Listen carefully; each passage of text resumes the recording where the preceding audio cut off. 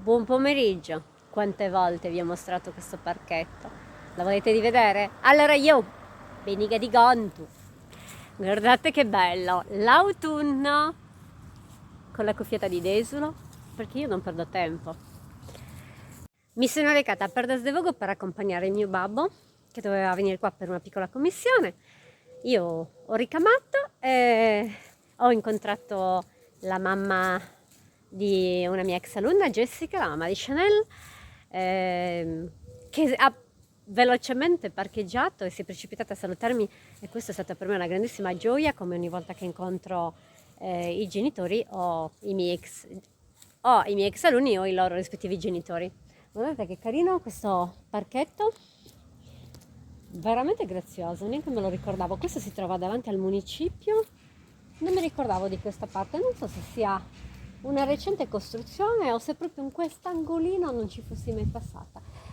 Qui c'è un angolo fiorito, stupendo, sti colori bellissimi, questo fiorellino e tutto attorno tantissime foglioline. Qui c'è questa splendida fontana, mi sembra di essere una turista in chissà quale parti d'Italia.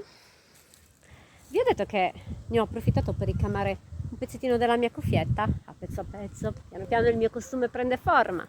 Un altro alberello con tutte le bacche rosse, proprio i colori autunnali. Guardate che meraviglia, ma quanto è bello questo parco!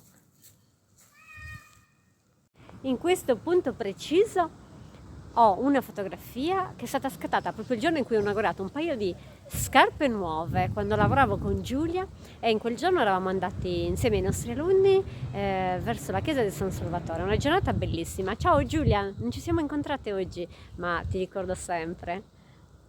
E ricordo sempre che tu eri la maestra più invidiata, perché ti avevo concesso per 2 anni consecutivi con tanto piacere di goderti il venerdì pomeriggio e il lunedì mattina liberi, per l'invidia di tutte. Poi è arrivato il Covid e vabbè, la storia è cambiata. Sono stata felice di essere stata parte della conclusione della tua carriera. Ciao a tutti, a Sibiri Zanusu.